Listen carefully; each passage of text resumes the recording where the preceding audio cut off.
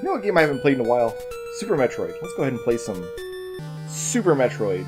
This is actually a demake of Super Metroid. Somebody got the idea of, like, what if Super Metroid came out on the NES, like, 10 years earlier, and had, like, way fewer colors, and also you couldn't aim diagonally, and there was no crouch. And that's what this game is. Instead of 4 bosses, before you get to go to Torian and fight Mother Brain, there are only 2. Lots of other changes, as we'll see going forward. The Super Metroid has actually been remade and demade all kinds of times. In fact, somebody, for some reason, took this demake, which I think came out on the Acorn Archimedes, although I'd have to double check that. And it actually got remade, a remake of a demake. And that, of course, was Metroid Zero Mission. And a few years before that, even, somebody did they asked, like, well, what if we took Super Metroid, but we remade it with Nazi propaganda and dugong feces? And of course, that was Metroid Fusion, a game near and dear to my heart, as you well know. This is actually a game that I played quite a bit as a kid. It's one of the earliest NES games I think I completed to my satisfaction. And that's a strange statement because... for a couple reasons. For one, because I beat a lot of NES games as a kid. I played a lot of video games as a kid, and if you play a lot of video games, just by sheer chance, you're going to complete at least a few of them. But a lot of times, you know, you beat a video game, and it's like, yeah, I beat the game, whatever, and you move on. Metroid, though, this is not a game that you can go into lightly. Like, this is not a game you just plug in, and you play, and you beat it, and then you move on. Because this game predates a lot of the nice quality of life things of this genre that we now take for granted, which were introduced, let's not mince words here, almost unilaterally by Super Metroid specifically. Things like an in-game map that gets filled out as you move around. Ways to scan your surroundings to look for anomalies, which in Metroid games means ways to get through walls that appear solid, typically. You had to bring a lot of that stuff to the table yourself. What this meant for me as a kid is I actually got the graph paper out and mapped the game out. Like, I realized the game was made up with a series of screens. Most early NES games are, and I realized the screens could only either go horizontally or vertically. There was a period in NES history where the screen couldn't scroll in more than one direction at a time. I think Mario 3 might have been the first platform game that really had free scrolling in all directions and made use of that as a core feature of its gameplay. But once I realized those two things, and I was very young, I was like 8 or 9 years old, perhaps. Once I realized those two things, I realized you could map the game out on graph paper, and I did so very crudely, like just, how many screens is this hallway, kind of thing. Like, what did I find here? Was there a secret passage here? Because I died a lot, like I'm about to right now. In fact, I'm going to kill some bugs and hopefully get some health here. Yeah. We got a big health. That was worth 20. And when you die a lot in the game, there aren't any save points in the game. It works on a password system. So on the graph paper, I had my passwords written down. And I didn't really care much about the shapes of the individual rooms. I cared about where they went and what I found in them. And most of the paths in the game are dead ends. Most of where you can go in Metroid, even before you get into the so-called secret worlds, which are actually like little glitches that people do to get out of bounds in the game. Even before you get into that stuff, most of where you can go in the game is not useful. We're going to be visiting maybe 10% of the game, well, more than that, I imagine, but... I'm not going to do any fancy glitches. Obviously, you can beat this game with very little, if anything, I'm pretty sure the actual speedrun of the game, I think this one first video right now is already longer than that speedrun, because it goes directly to the end of the game and glitches into it. There's ways to like glitch through walls, and you can do all kinds of incredibly fanciful things in Metroid if you really know what you're doing.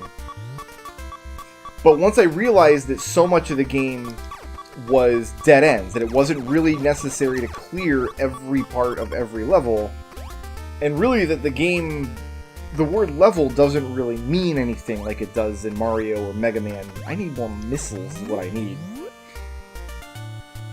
I realized that if I completely mapped the game out, I would solve the game. I should note that I had already beaten the game many, many times by that point. The password system in this game is very robust.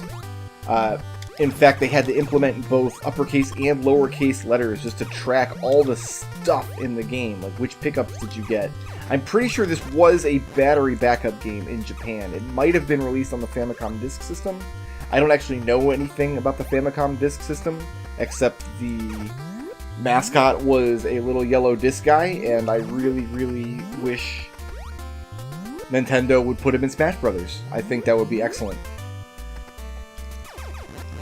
But once I realized the game, it's not difficult to get through it as far as fighting or avoiding the monsters or finding the pickups or things.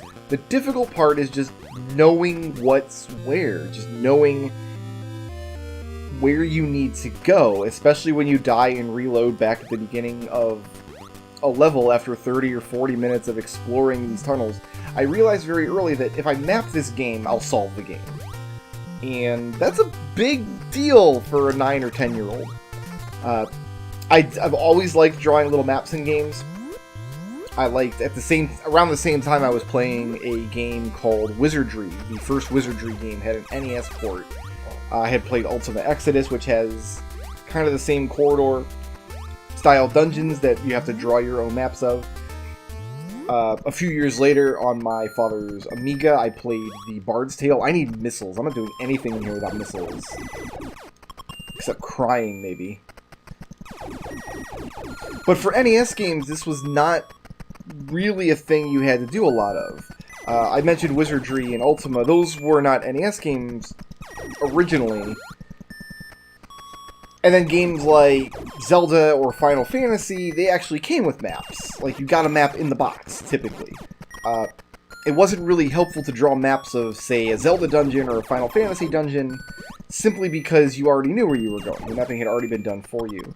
And it's not immediately apparent that mapping is the most useful thing you can do with Metroid. It's an action game. You shoot monsters, you collect power-ups. I forget how detailed the instruction manual actually was as far as what you could find in the game and what your objectives actually were. So that's what I mean when I say that I completed the game to my satisfaction.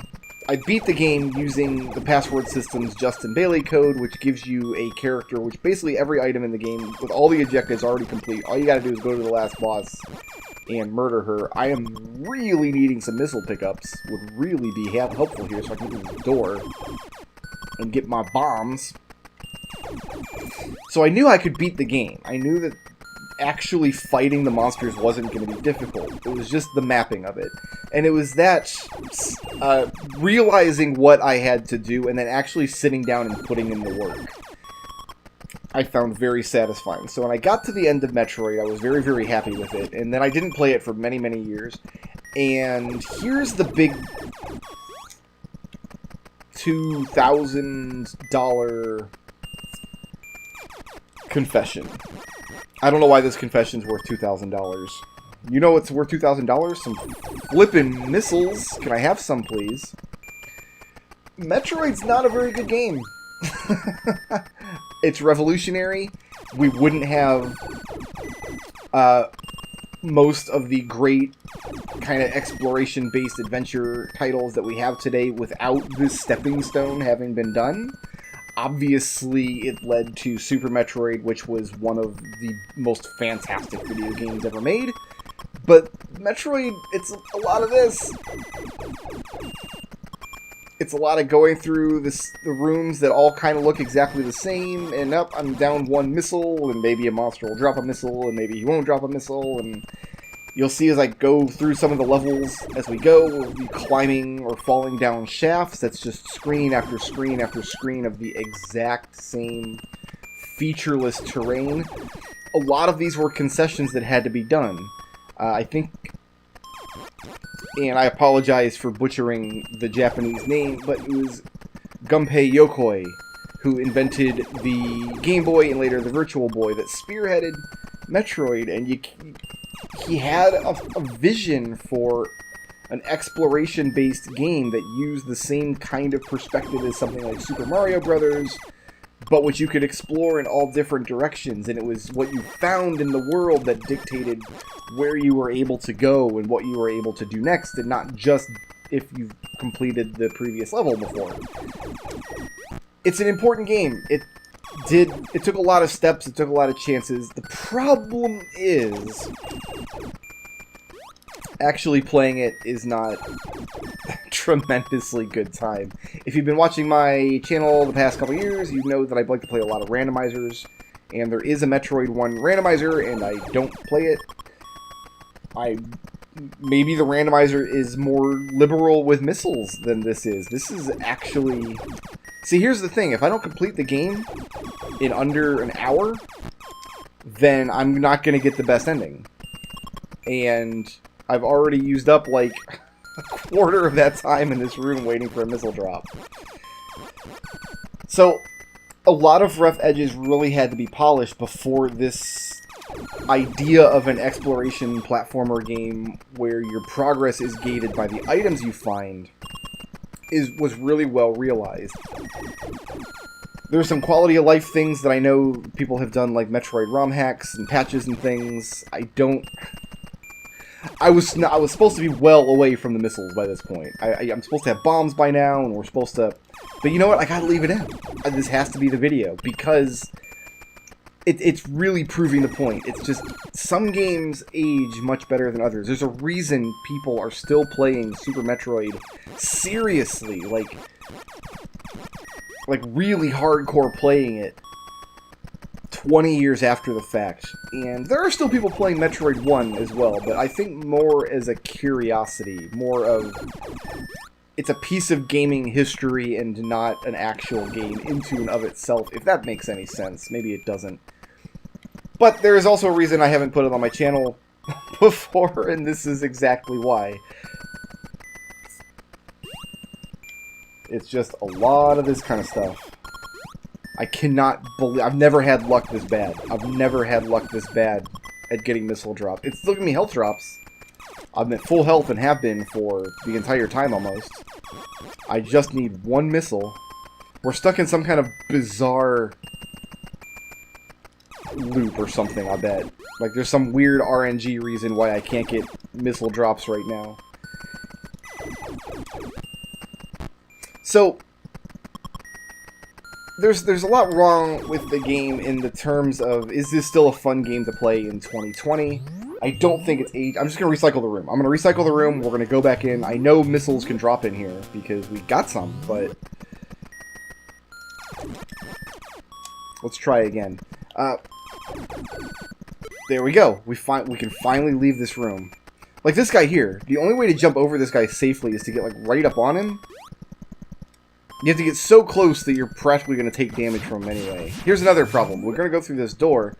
The monsters didn't scroll off screen fast enough, so they came with the door. They came through the door with me and dealt damage. Like, just little things like that. Little things like that that make the game more frustrating to play than really should have been necessary. A lot of these are technical problems.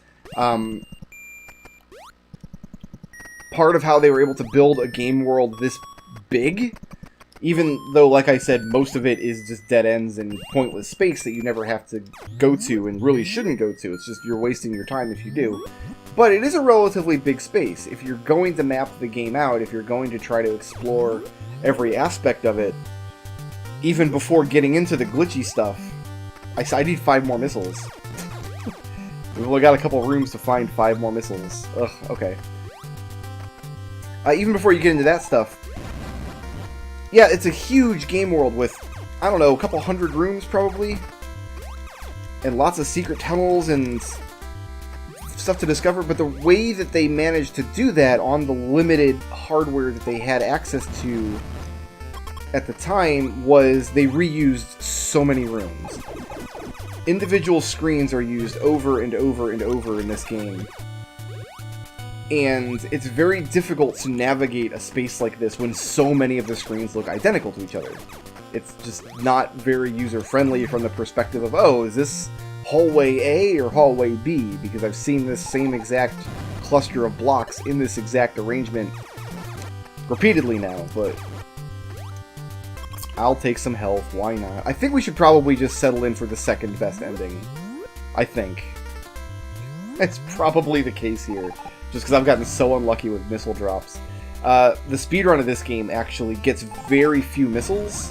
I should clarify, there's a couple of different speedruns of the game, because there's so many ways to complete it, depending on your level of glitches that you want to use.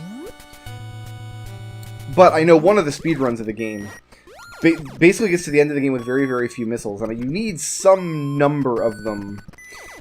I want to say like 70 or 90, I forget what the exact number is, but you need some number of missiles just to complete the last couple screens of the game. And whether or not you get the missiles is completely up to RNG. So the speedrun of the game goes to, like right there, I got real lucky.